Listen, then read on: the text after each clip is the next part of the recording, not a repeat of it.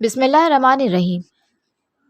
سورہ یوسف آیت نمبر 19 سے 22 میں ذکر ہے، اب خدا کی شان دیکھو کہ اس نے کنویں کے قریب ایک قافلہ آ پہنچا اور انہوں نے کنویں سے پانی نکالنے کے لیے ڈول لگایا تو یوسف اس ڈول سے لٹک گئے۔ وہ بولا، یہ تو نہایت حسین لڑکا ہے، اور اس کو قیمتی سرمایہ سمجھ کر چھپا لیا، اور جو کچھ وہ کرتے تھے خدا کو سب معلوم تھا، اور اس کو تھوڑی سی قیمت پر چند درہموں کے عوض بیچ دیا، اور انہیں اس کے بارے میں کوئی لالچ نہ تھا۔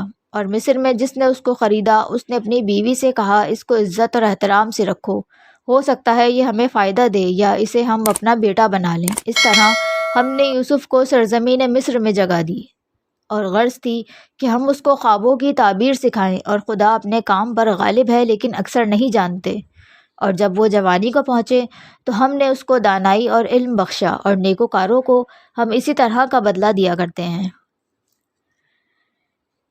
مذکورہ آیات میں اللہ تعالیٰ نے یوسف علیہ السلام پر گزرنے والے واقعات بیان کیے ہیں کہ جب بھائیوں نے انہیں کنویں میں ڈال دیا تو وہ اللہ تعالیٰ کی مدد اور مہربانی کے انتظار میں اس کنویں میں بیٹھ گئے۔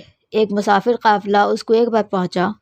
ان کا سامان تجارت صنوبر کا پھل، پستے اور بن کا پھل تھے۔ وہ لوگ شام سے مصر کی طرف جا رہے تھے۔ انہوں نے اپنے ایک آدمی کو پانی لینے کے لیے کنویں کی طرف بھیجا۔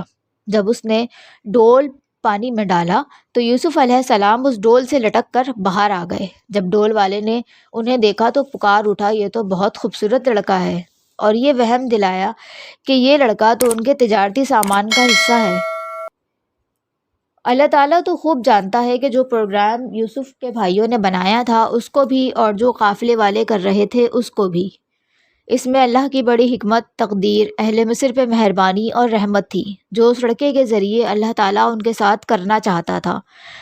وہ لڑکا جو ایک قیدی اور ایک غلام کی صورت میں داخل ہو رہا ہے، اور بعد میں تمام امور سلطنت اسی کے سپرد ہوئے، اور اللہ نے ان کے ذریعے اہل مصر کو دینی اور دنیاوی بے حساب فائدہ پہنچایا تھا۔ جب یوسف علیہ السلام کے بھائیوں کو علم ہوا کہ اسے ایک قافلے نے لے لیا ہے تو وہ اس قافلے کے پاس پہنچے اور یہ کہتے ہوئے کہ یہ تو ہمارا غلام ہے جو ہم سے بھاگ آیا ہے، ان کی معمولی قیمت لگا دی، اور قافلے والوں نے یوسف کو خرید لیا۔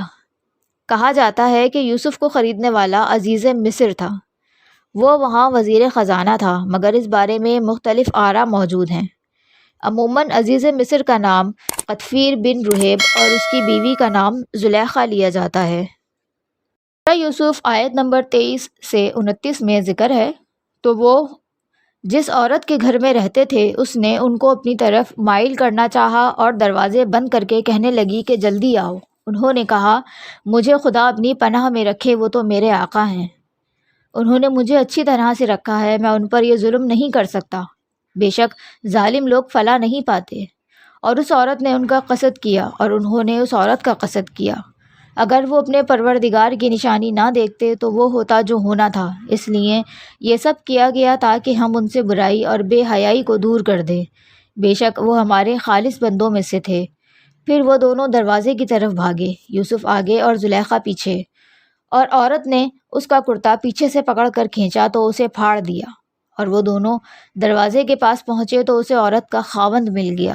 وہ عورت بولی کہ جو شخص تیری بیوی کے ساتھ برائی کا ارادہ کرے تو اس کی سزا اس کے سوا کیا ہے کہ اسے یا تو قید کیا جائے یا دکھ کا عذاب دیا جائے۔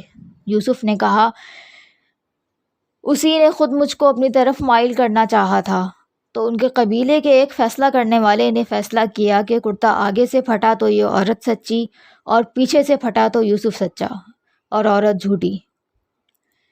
کرتا دیکھا تو پیچھے سے پھٹا تھا۔ تب اس نے زلیخا سے کہا، یہ تمہارا ہی فریب ہے، اور کوئی شک نہیں کہ عورتوں کے فریب بڑے بھاری ہوتے ہیں۔ یوسف، اس بات کا خیال نہ کر، اور زلیخا تو اپنے گناہ کی بخشش مانگ، بے شک خطا تیری ہی ہے۔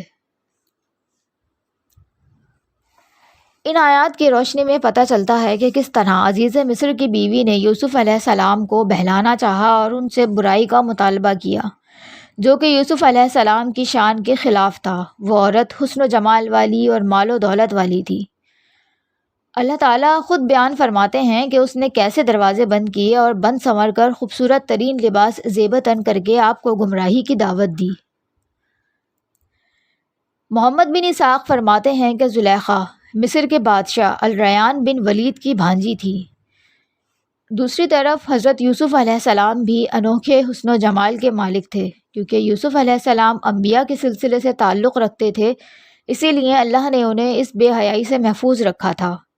اس طرح یوسف علیہ السلام ان خوشبخت افراد میں سے ہیں جن کے متعلق خاتم الانبیاء حضرت محمد مصطفیٰ صلی اللہ علیہ وآلہ وسلم نے فرمایا ہے کہ 7 قسم کے لوگ وہ ہیں جن کو اللہ قیامت کے دن اپنے عرش کے سائے میں جگہ دے گا، جس دن اس کے سائے کے سوا کوئی سایہ نہ ہوگا۔ وہ 7 قسم کے لوگ یہ ہیں: نمبر 1، عدل اور انصاف کرنے والا بادشاہ۔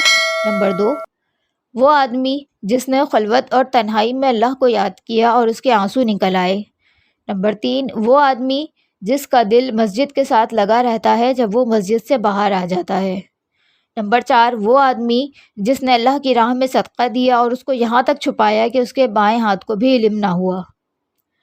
نمبر 5، وہ آدمی جو اللہ کی عبادت کرتے ہوئے پروان چڑھا۔ نمبر 6، وہ آدمی جو اللہ کی رضا کی خاطر آپس میں محبت رکھتے ہیں۔ اور نمبر 7، وہ آدمی جس کو حسب و نسب اور حسن و جمال والی عورت نے بے حیائی کی طرف بلایا تو اس نے کہا کہ میں اللہ سے ڈرتا ہوں۔ اس فرمان میں یوسف علیہ السلام کی نسبت واضح ہو جاتی ہے۔ اسی تمام واقعے کے دوران گواہی دینے والوں میں سے ایک نے گواہی دی۔ یہ بھی کہا جاتا ہے کہ گواہی دینے والا جھولے میں پڑا ایک چھوٹا بچہ تھا۔ یہ قول حضرت عباس رضی اللہ تعالیٰ عنہ کا ہے اور اس کی تائید حضرت ابو ہریرہ، ہلال بن یفاس، حسن بصری، سعید بن جبیر وغیرہ کے اقوال سے بھی ہوتی ہے، اور مفسر ابن جریر بھی اسی کو پسند کرتے ہیں۔ اس گواہ نے کہا کہ اگر یوسف کی قمیض آگے سے پھٹی ہے تو وہ عورت سچی اور یوسف جھوٹوں میں سے ہے، اور اگر ایسا ہوا ہے تو یوسف نے اسے بہکایا ہوگا اور اس عورت نے اپنا دفاع کیا ہوگا تو یوسف کی قمیض آگے سے پھٹ گئی ہوگی، اور اگر یوسف کی قمیض پیچھے سے پھٹی ہے تو یوسف سچا اور عورت جھوٹی ہے، کیونکہ اس صورت میں یوسف بھاگے ہوں گے اور وہ عورت پیچھے سے یوسف سے چمٹ گئی ہوگی، تو اس طرح یوسف کی قمیض پیچھے سے پھٹی ہوگی۔ جب اس نے یعنی زلیخا کے شوہر نے یوسف علیہ السلام کی قمیض پیچھے سے پھٹی ہوئی دیکھی تو بیوی سے کہا کہ یقیناً تمہارے مکر و فریب میں سے ہے، اور بے شک تمہارے مکر و فریب بڑے برے ہوتے ہیں۔ خاوند نے بھی اس بات کا اعراض کیا اور یوسف علیہ السلام سے بھی کہا کہ اس بات کو کسی سے بیان کرنے کی ضرورت نہیں ہے، اس قسم کے معاملات کو چھپانا ہی اچھا ہے اور زیادہ مناسب ہے۔ اور اس نے اپنی بیوی کو اپنے گناہ کی معافی مانگنے اور توبہ کرنے کا حکم دیا، کیونکہ جب اللہ تعالیٰ کی طرف سے بندے توبہ کرتے ہیں تو اللہ تعالیٰ ان کی توبہ قبول فرماتے ہیں۔ اہل مصر اگرچہ بتوں کی پوجا کیا کرتے تھے، مگر یہ بات بھی بخوبی جانتے تھے کہ گناہوں کو معاف کرنے والا صرف اور صرف اللہ تعالیٰ ہے، جو وحدہ لا شریک ہے اور اس کا کوئی شریک نہیں ہے۔ اس لیے وہ گناہوں کی معافی کے لیے اللہ تعالیٰ کی طرف ہی راغب ہوتے تھے۔